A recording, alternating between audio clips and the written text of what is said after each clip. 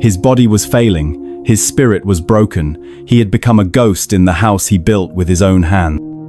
Then, he found a journal, and inside, a secret that defied all logic, the horse stance. The power to move mountains begins by standing completely still. This isn't just a story about getting older, it's a story about becoming stronger. If you've ever felt the need to find a hidden strength within yourself, then this story is for you. Show your support with a like and subscribe, so you never miss a journey into the power of the human spirit. The world tilted as Henry's foot caught the edge of the doormat. A carton of eggs flew in a silent arc, ending in a series of soft, wet cracks on the porch steps. He stumbled, his arms flailing, and only saved himself by slamming a hand against the doorframe. Leaning there, his heart hammering against his ribs, he stared at the spilled groceries, a monument to his own fragility. His body, which he had commanded for a lifetime, had become a stranger. Later, after cleaning the sticky mess, he found himself in the attic. He was looking for old cleaning rags and opened a heavy cedar chest that had been untouched for years. Beneath a neatly folded quilt lay a book bound in dark, smooth leather. It wasn't his late wife Eleanor's. He unlatched the brass clasp and opened it. The pages were filled with elegant, faded ink and precise, hand-drawn sketches of a man in various postures. His finger traced over one drawing, a figure standing with legs wide and low, back perfectly straight. Below it, 2 words were carefully lettered: Mibu, the horse dance. He read the opening line on the first page. The body is a house. If the foundation is weak, the entire structure is at risk. It was the journal of Eleanor's grandfather, a man he'd never met. Henry sat on the dusty floor of the attic, the last of the day's light filtering through the single round window, and began to read. The elegant script spoke not just of physical postures, but of a philosophy, that true strength came from a quiet center, and that to still the body was to still the mind. The ideas were foreign, but the memory of his fall on the porch was painfully real. He had nothing to lose. He cleared a space on the living room rug. Following the diagrams in the book, he set his feet wide and slowly lowered his hips as if sitting on an invisible stool. A searing fire ignited instantly in his thighs. His body, protesting the strange demand, began to tremble uncontrollably. He lasted barely 10 seconds before his legs gave out and he crumpled to the floor, his breath coming in ragged gasps. He felt foolish and defeated. But as he lay there, the aftershock of the effort humming through his muscles, he realized something. For those 10 agonizing seconds, the pain had been so absolute, so consuming, that there had been no room for anything else. The constant, low hum of grief had been silenced. He pushed himself up from the floor. He would try again tomorrow. The small kitchen timer on the mantelpiece became Henry's adversary. Every morning, he would sink into the stance, twist the dial to 30 seconds, and the battle would begin. The ticking was a countdown to his own surrender. It was a daily 30-second war. A searing fire, reserved for the damned, would ignite in his legs while his mind screamed at him to quit. He fought back with a single phrase from the journal, a silent mantra against the noise. The shaking is weakness, leaving the body. Sweat would drip from his brow, spotting the rug as his entire frame trembled with a violent, consuming effort. The timer's bell was a merciful execution. He would collapse onto the floor, a heap of aching muscles and ragged breaths. And in that moment of total physical defeat, he discovered the unexpected prize. As his body screamed, his mind, for the first time in years, was utterly, blessedly silent. The grief, the loneliness, the ghosts of memory were all burned away in the fire. That sliver of peace was worth the pain. It was the reason he returned to the timer the next day, and the next. The rumble of a heavy truck next door was the first ripple in the quiet that Henry had known for months. Drawn by the sounds of a new family moving in, he headed for the upstairs window to get a better view. He placed his foot on the first step, his body automatically bracing for the familiar, grinding pain in his left knee. But it never came. He took another step, then another, his ascent smooth and uninterrupted. At the top landing, he stood in stunned silence. The joint, once a source of constant betrayal, now felt like a well-oiled hinge. It was the first, undeniable proof that his morning ritual was rebuilding more than just his resolve. From the window, he looked down at the chaotic dance of boxes and furniture. His gaze settled on a boy slumped on the new porch, his hooded head bowed to the glow of a phone. The boy was a ship run aground, oblivious to the tide of his family's new life. Henry saw a reflection of his own past stillness, not the hard-won peace he was now cultivating, but the heavy, listless inertia of despair. For a moment, he felt a strange connection, a distant echo of empathy. But it was fleeting. He stepped back from the glass and drew the curtain closed, shutting out the world once more. His body was healing, but his heart was not yet ready to follow. The storm arrived without courtesy. One moment, the sky was a placid, grey sheet. The next, it was a bruised and turbulent purple. The wind began to moan, a low, sorrowful sound that rattled the old window panes in their frames. Henry, sitting with the journal open in his lap, watched as the first heavy drops of rain struck the glass, looking like scattered silver coins before they dissolved and ran in rivulets. Within minutes, the drizzle became a deluge. The wind howled, and the rain came down not in drops, but in solid, wind-driven sheets that lashed against the house. It was a raw, elemental fury, and Henry felt a strange comfort in it, the storm outside mirroring the quiet tempest he often felt within. He closed the journal and settled back into the armchair, listening. That's when he heard it. It was a sound that didn't belong to the storm's chaotic orchestra. It was a small, rhythmic sound.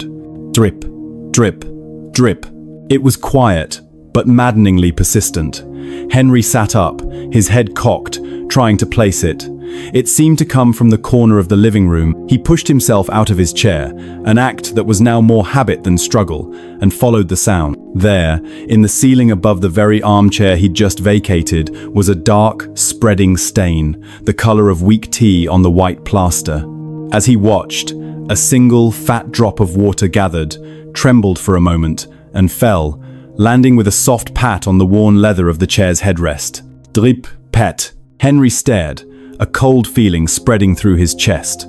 That chair had weathered 40 years of life. It had survived children's roughhousing, sleeping dogs, and countless hours of quiet reading. Now, it was being defeated by a slow, insidious leak. The carpenter in him surfaced instantly, his mind clicking through a familiar checklist.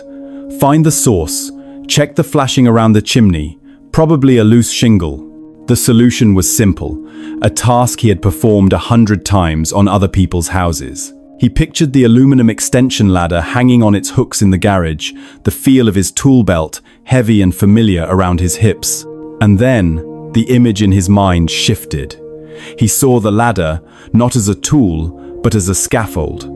He saw the rungs, slick with rain. He felt the wind, a malevolent hand pushing at his back.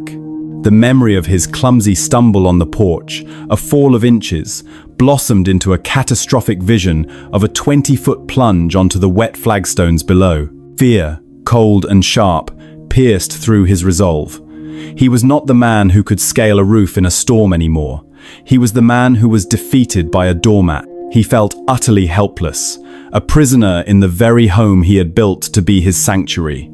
The dripping was the sound of his own decay, the slow, relentless erosion of his independence. He got a bucket from the kitchen and placed it on the chair, the drips now replaced by a hollow, echoing plink.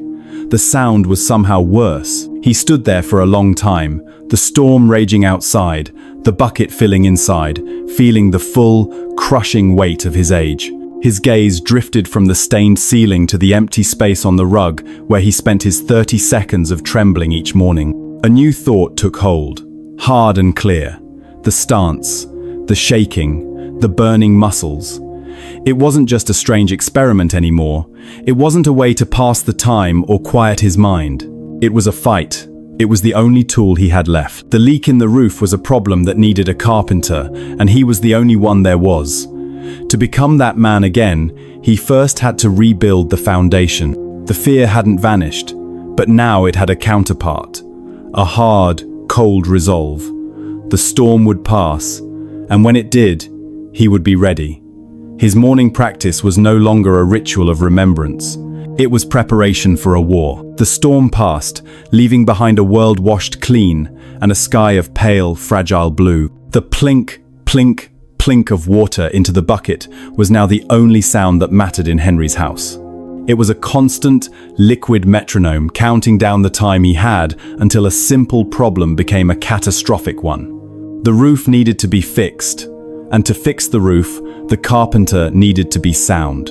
That evening, he didn't turn on the television. He sat at the kitchen table, the journal open under the warm glow of a single overhead light.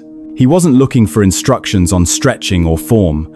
He was searching for something deeper, for a piece of the old man's resilience. His finger, the nail thick and yellowed from a lifetime of work, traced the elegant script until it stopped on a short, simple passage. The stance is an anchor.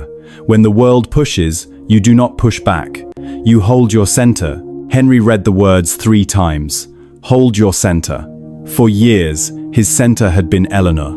Without her, he had been adrift. The storm, the leak, his own failing body, they were the world pushing him, and his instinct had been to crumble. The journal offered a different path, not to fight back with the brute force he no longer possessed, but to find a new kind of strength, an immovable, internal core. The next morning, he did not set the kitchen timer. He walked out the back door into the damp, cool air of the yard. The house felt too confining, the dripping bucket a constant reminder of his inadequacy. He needed to feel the solid earth beneath his feet.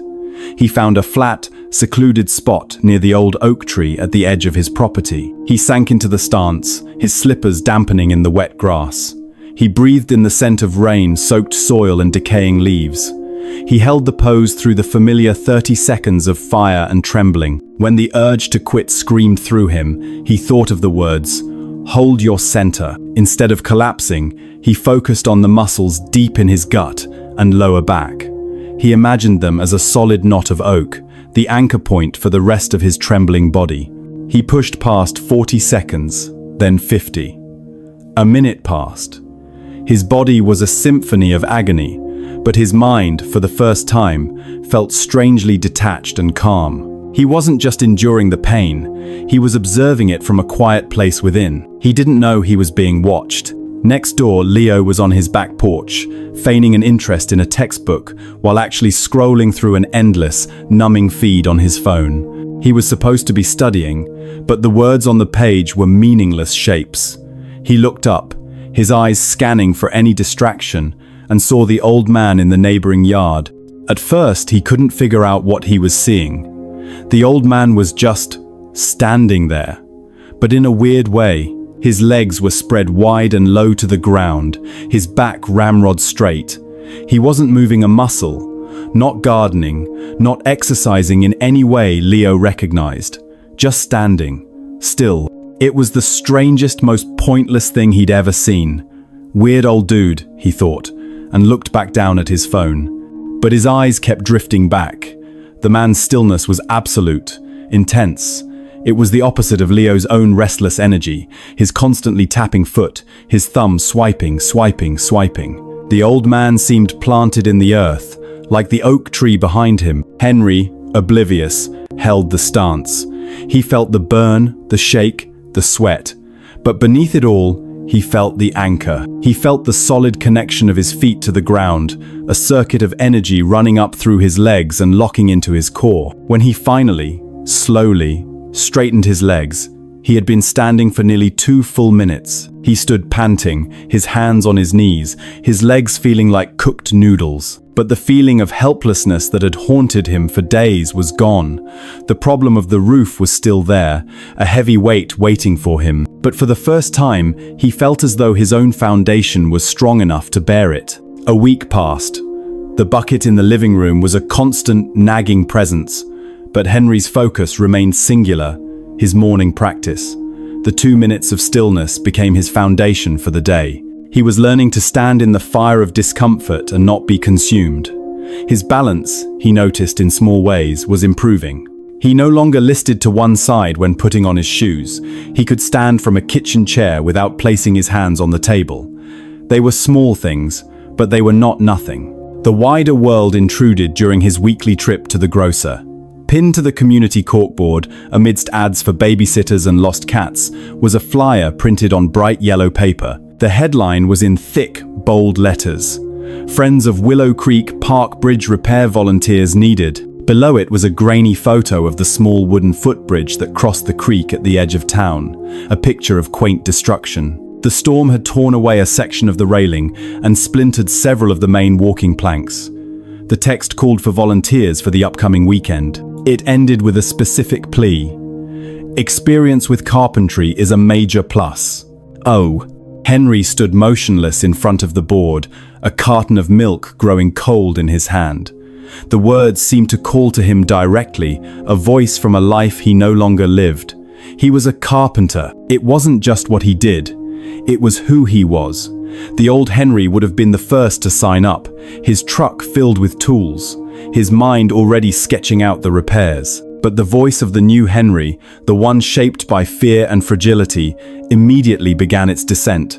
You're too old. You'll just get in the way. What if you stumble and fall in front of everyone? The shame of it. He saw himself as the younger, stronger volunteers would see him, a liability, a relic. He turned away from the flyer, pushed his cart down the aisle, and tried to forget he'd ever seen it. But the thought followed him home. It gnawed at him as he put away his groceries. It was a splinter in his mind, rubbing against the raw nerve of his pride. Had he truly become so useless? Was his only remaining purpose to watch his own life and his own house slowly fall apart? He found himself in the workshop. The air was thick with the ghosts of old projects, the scent of cedar shavings and linseed oil. His tools hung in their designated places on the pegboard, clean and sharp, a silent testament to a life of capability. His eyes landed on a long, 8-foot plank of solid Douglas fir leaning against the wall. An idea took hold. It was a foolish, risky idea. He dragged 2 heavy sawhorses to the center of the concrete floor and, with a grunt of effort, lifted the heavy plank and set it across them. It formed a narrow, makeshift bridge, 3 feet off the ground. He stood at one end, his heart beginning to beat a little faster. He took off his slippers, the concrete cold beneath his socks. He placed one foot, then the other, onto the edge of the plank. He could feel the slight give of the wood, the immense instability of the narrow surface. For a moment, he just stood there, his arms held out slightly to the sides, his body remembering the lessons of the morning stance. He found his center. He focused his gaze on a nail driven into the far wall of the workshop. Then, he took a step. His ankle wobbled, and he had to fight the urge to jump off. Hold your center. He took another slow, deliberate step. His core was engaged, a tight, solid anchor. He wasn't thinking about the concrete floor below. He was thinking about the connection of his feet to the wood, about the subtle shifts in his own weight.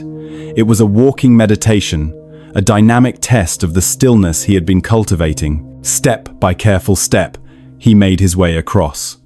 When his toes touched the far sawhorse, he let out a breath he didn't realize he'd been holding. A feeling washed over him, one so long absent he had forgotten its texture, confidence.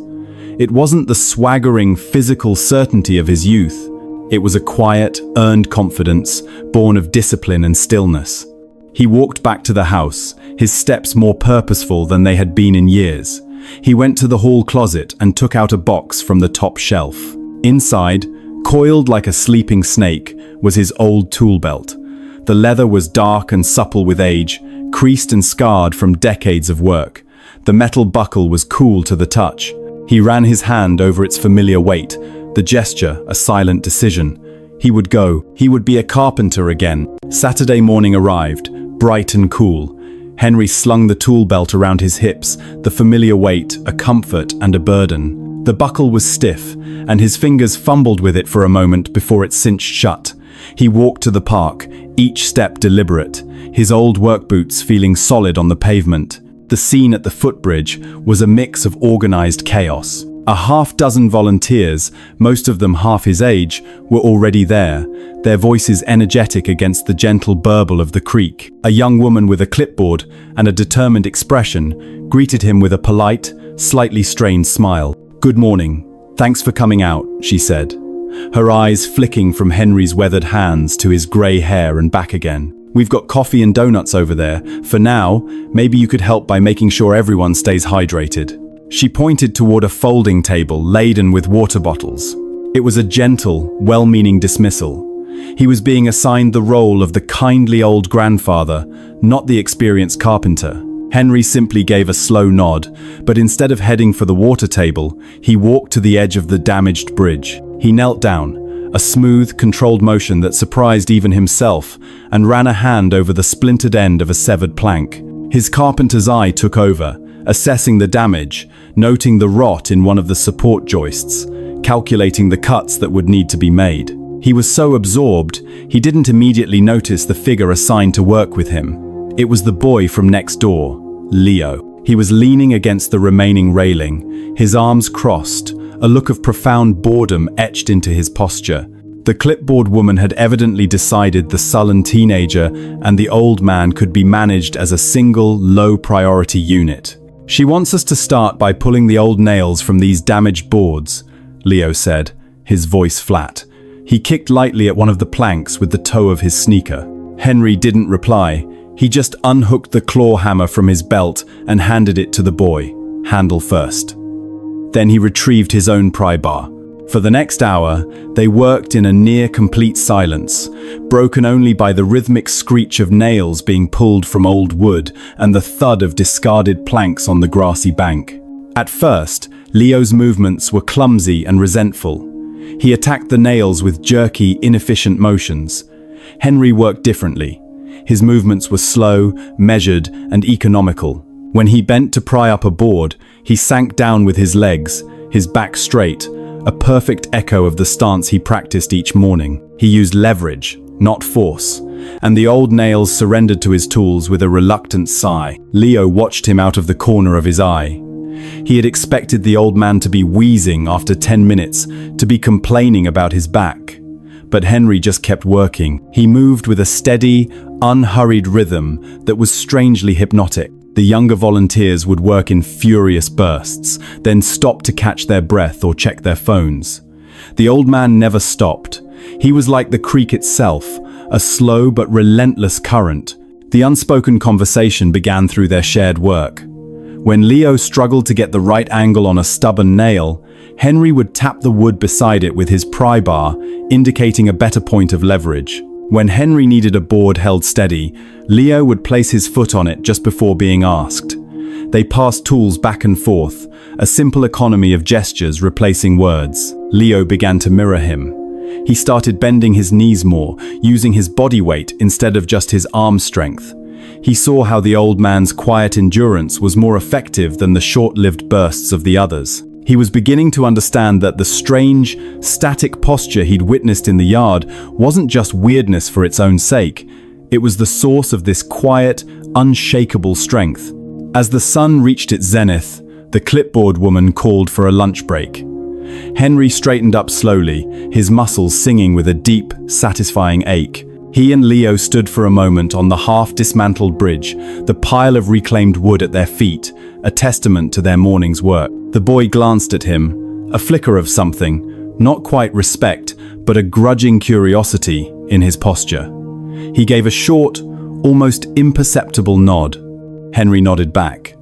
Not a word had been spoken about anything important, but he felt as though he'd had the first real conversation in years.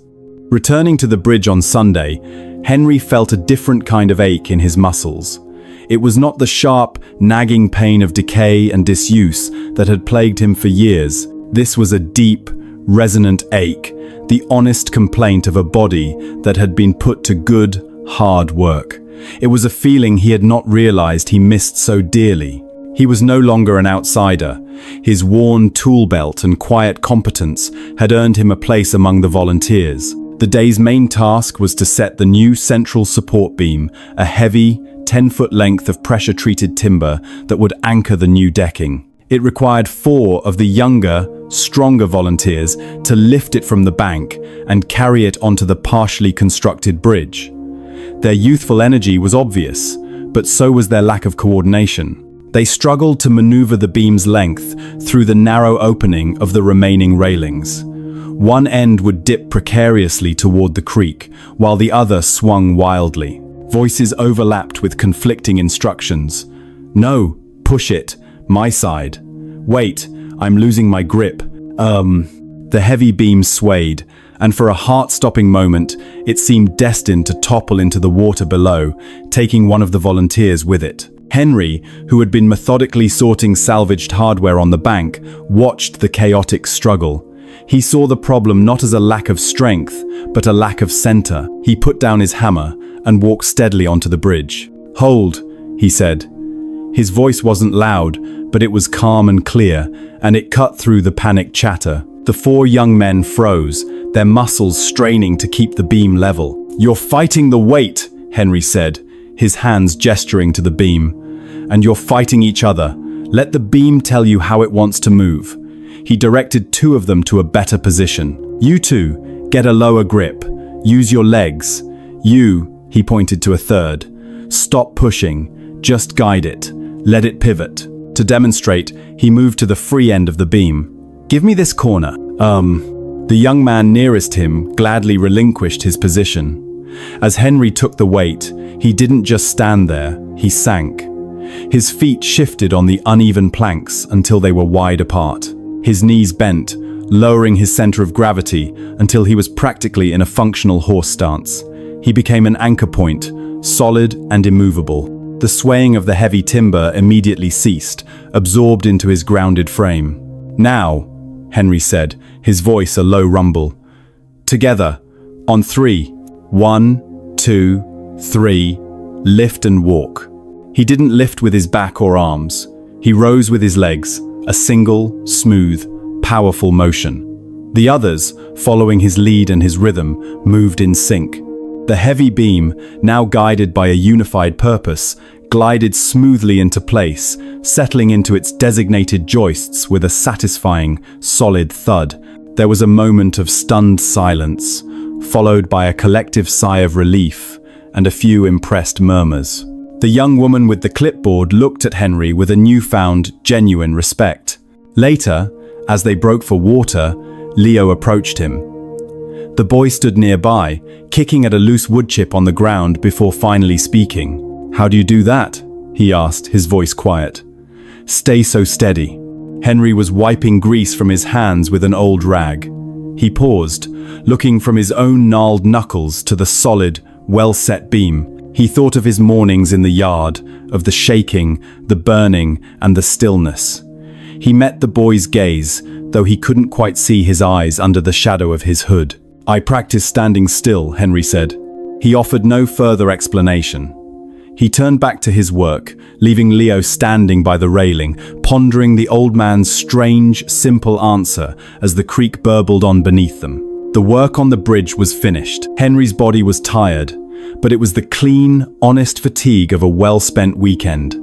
In the days that followed, however, he began to notice other, more subtle shifts. These were changes that occurred in the quiet interior of his life, in the spaces between the monumental efforts of his morning stance and the physical labor of carpentry. He started sleeping through the night, a simple luxury he hadn't enjoyed in years. He woke not to the familiar, groggy weight of grief, but to the gentle light of dawn, feeling genuinely rested. With this newfound energy came a renewed interest in the world beyond his four walls. One afternoon, he found himself pulling on his old gardening gloves and kneeling in the overgrown flower bed that had been Eleanor's pride. His hands, steady and sure, began to clear the weeds that had choked out the rose bushes. He worked for hours, the sun warm on his back, feeling a quiet satisfaction in the simple act of tending to something, of nurturing life back from a state of neglect. It felt like a conversation with her, his actions, a promise that he would not let the beautiful things they had built together fall into ruin. He was pruning a particularly stubborn thistle when a shadow fell over him. He looked up to see Leo standing awkwardly on the edge of the lawn that separated their two properties. The boy had his hands shoved deep into the pockets of his sweatshirt, his shoulders hunched. "Hey," Leo said, his voice barely above a mumble. "Leo," Henry acknowledged, not stopping his work. He snipped the base of the thistle with a satisfying crack. They existed in a shared silence for a long minute, the only sounds the snip of Henry's shears and the distant hum of traffic. "That thing you said," Leo finally began, his sneaker scuffing a patch of grass. "At the bridge, about practicing standing still." Henry paused his work and looked over. He waited. I don't get it," Leo said, the words coming out in a rush. "My head is never still. It's always loud. You know." Henry looked at the boy's agitated posture, the restless energy that seemed to radiate from him, even when he was trying to be motionless. He saw a mirror of the mental chaos he himself had fought during those first few weeks of his practice. He stripped off one of his dirt-caked gloves and wiped his hand on his trousers. He thought of the journal, of the simple, profound truths hidden in its elegant script. He didn't offer advice or platitudes. He simply shared what he had learned. "The journal I read," Henry said, his voice quiet and even. "It said that to quiet the mind, you must first train the body to be quiet." He picked up a stray weed, examining its roots. "It's hard to worry about everything else when your legs feel like they're on fire." He offered a small, grim smile with the last part, a shared understanding of enduring difficulty. It wasn't a lecture, it was a simple statement of fact. Leo didn't respond for a moment. He just stood there, the words seeming to land on him and settle. He gave a short, jerky nod, as if to himself. "Oh," he said softly. He turned and walked back toward his own house, his steps seeming, to Henry, just a little bit slower, a little less agitated than before. Henry watched him go before turning back to the roses. He had planted a seed. Whether it would take root was not up to him. He picked up his shears and went back to work, a quiet sense of vitality humming through him, as real and alive as the garden beneath his hands. The sky had been a threatening shade of grey for 3 days, and the weather forecast promised more rain was coming. The bucket in Henry's living room, which he now had to empty twice a day, was a constant, mocking reminder of the one task he had not yet faced. The bridge had been a triumph of community, a test against a shared challenge. The roof was a solitary battle, a direct confrontation with the fear that had paralyzed him weeks ago. On the 4th morning, after his 2 minutes of stillness in the yard, a profound calm settled over him. The decision was made. He went to the garage and pulled the heavy aluminum extension ladder from its hooks. He carried it, one hand on a rung, the other balancing its length, with a steady, measured gait. His movements were confident, his core engaged. This was no longer an instrument of terror, it was simply a tool. As he was setting the ladder's feet firmly in the damp soil beside the house, a voice called out, "Mr. Henry." It was Leo, standing at the edge of his own lawn, his hands in his pockets. "You shouldn't. You're not going up there alone, are you?" The usual apathy in his posture was replaced by a genuine concern. "The work needs doing," Henry said simply, pulling the rope to extend the ladder to the 2nd story. "I'll help," Leo said, not as a question, but as a statement. He crossed the lawn in a few quick strides. I'll hold the ladder, pass you things." Henry looked at the boy for a moment and gave a single, assenting nod. He began to climb. His hands found the rungs, his boots found their purchase. He kept 3 points of contact at all times, his body moving with a rhythm he hadn't felt in decades. It was the climb of a carpenter, not an old man. When he reached the top, he carefully moved himself onto the angled slope of the roof, his body low to the surface. The leak was near the chimney. Just as he'd suspected, a piece of flashing had been peeled back by the wind. It was an easy fix, but a precarious one. To get the right angle to hammer the new nails, he had to position himself on the steep slope. Without thinking, he widened his stance, bent his knees, and sank his weight down through his feet. He was in a low, wide, powerful horse stance, his work boots gripping the asphalt shingles, his body an unshakable anchor against the rising wind. "Nails," he called down. A moment later, Leo's hand appeared at the edge of the roof, holding out a small handful of roofing nails. Henry took them and went to work. With Leo passing him tools from below, the hammer, the sealant, the new piece of flashing, the two of them formed an efficient two-man team. They worked in a shared, focused silence, a seamless partnership of youth and experience. When the final nail was driven in and the sealant applied, Henry remained in his low stance for a moment, looking out over the neighborhood. He felt no fear, only the solid reality of the roof beneath him and the quiet satisfaction of a job well done. He had fixed his own house. He climbed down the ladder just as carefully as he had climbed up. He and Leo stood together on the damp grass, their shoulders almost touching, looking up at the seamless, professional repair. The dark stain on the ceiling was a problem of the past. Henry placed a heavy, reassuring hand on the boy's shoulder. It was a gesture of thanks, of mentorship, and of a bond forged in unspoken understanding. He had not only secured his home against the coming storm, he had proven to himself, and to the boy beside him, that he was still a man who could fix what was broken. Winter arrived, blanketing the world in a quiet layer of white. Months had passed since the day on the roof. The house on Willow Creek felt different now. The constant, oppressive silence of grief had been replaced by a purposeful quiet. The bucket was gone, of course, but so were other, smaller signs of neglect. The leather on the old armchair had been cleaned and conditioned, its luster returned. Sometimes, the soft, warm sound of an old jazz record could be heard from an open window. In the workshop, a new project was taking shape on the workbench, a small, intricately designed birdhouse. Leo was there with Henry, sanding a piece of pine, his movements focused and patient. The restless energy that had once defined him had calmed, channeled into the productive, meditative act of creating something with his hands. Their friendship had become a quiet, steady rhythm in both their lives. One morning, just as the sun was beginning to cast a pale pink light across the frozen landscape, Henry stood in his usual spot in the backyard. The air was so cold, his breath plumed in front of him. He took his position, his feet finding their familiar place on the frost-hardened ground. He sank into the horse stance. There was no violent shaking. There was no internal battle against a screaming mind.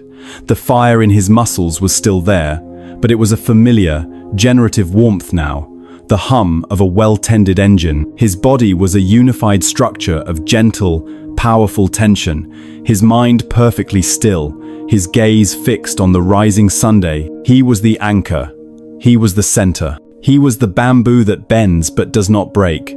He was a carpenter who had, in the quiet autumn of his life, learned how to rebuild his own foundation from the ground up. He wasn't waiting for the end. He was simply standing, grounded and present in the cold, beautiful light of a new day. Thank you for joining us on Henry's journey. We hope his story has brought you a moment of peace and inspiration. We'll see you again for the next story.